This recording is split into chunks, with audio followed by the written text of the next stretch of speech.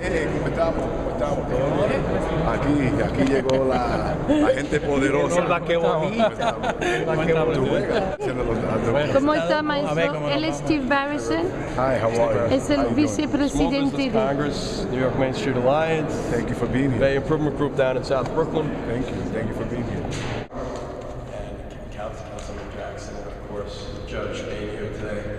I'm here speaking on behalf of the Small Business Congress, the local Bay Improvement Group. I've been on the board of directors of the New York Main Street Alliance since 1992, which is a statewide Main Street. I am one of the New York region reps. And as a practicing attorney for over 2 decades, more than I care to admit, most of my practice is small business. And to cut to the chase, you've all danced around basically what we're talking about. How do we achieve fairness? How do we level the playing field? How do we get it so that the tenants aren't playing with the big chick gorilla in the room saying this is it or you're gone? And it's a difficult situation. Steve talked about the banks and Wall Street. Some other people talked about money under the table. I have experienced all of this. It reminds me of what if we had a Super Bowl, if you like football, or the World Series without umpires and referees. It's pretty much what happened to our country.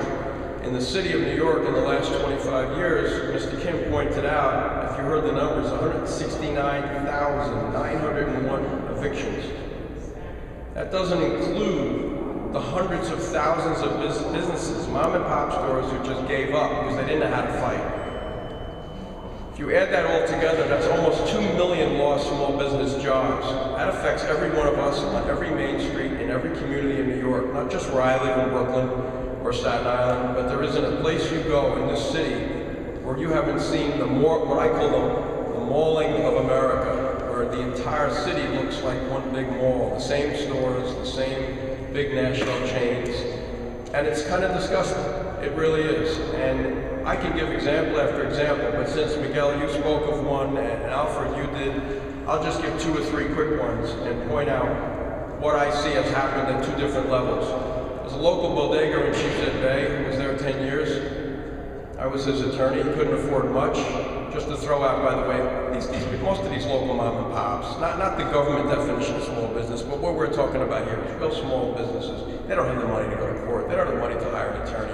And if they do, it's maybe some attorney who has no experience with it. They can't afford me or most people. I've helped a few for free, but I can't be full-time pro bono, the small business machine unless the government would like to grant me a few million. Yeah, I'd be happy to stand up and represent them, but realistically it doesn't happen. The smallest stores I've ever seen, a little 12-foot front that actually went to a triangle in the back. So very little square footage, a little tiny place to maybe make some sandwiches, and he created wraps and a quick breakfast on a grill about the size of this podium, and some shakes for people and coffee and tea. Landlord was negotiating with him, I was negotiating with the landlord, said, okay, we're gonna raise your rent from $1,200 to $2,500. He went crazy and said, oh my God, that's a big jump for me, how about $2,000? Then we'll have some increments. We were about to sign the lease when all of a sudden a big management company came into the picture and introduced themselves to her and said, hey, we can get you big chain stores, you don't need this guy. Next thing I know, he comes in like a bully and says, you know what?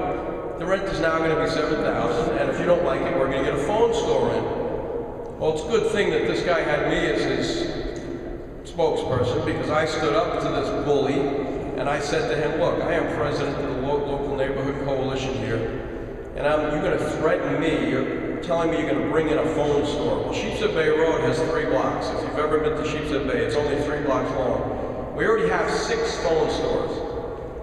I said to him, do you really think a phone store is going to make business here? This guy's part of the neighborhood. His kids go to school here. He gives money to the local civics.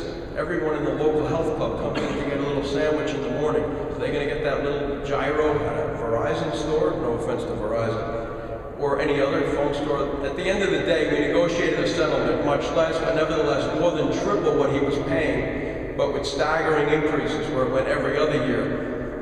But what happens is people have to pay money under the table, not in this instance. In another one right down the road in the neighborhood, a small bodega was asked for $50,000, and before I could stop him, he went and paid it. A large family steakhouse on Emmons Avenue, the big waterfront strip in Sheepshead Bay, had been there over 10 years, run by a family. When the landlord suddenly found out about a new business 10 years ago, Apple something, I won't say the name, the neighborhood grill, and all of a sudden he turned back to this family steakhouse that had been part of the community and said, we want $200,000 under the table, of which he wouldn't do, but guess what? The big national chain franchise person paid it. Now they won't admit to paying it, and I've gotten in trouble as an attorney from the city bar, which is very pro-big real estate. I'm not a member of that bar, I'm a member of 4 others. They don't like to hear people like me expose what's really going on. And there is extortion. There's extortion even for us lawyers. We have been pushed out. So the point to understand is, the extortion, is it a third? It's probably way more. The pass-alongs, the capital improvements aren't happening because these people are squeezed.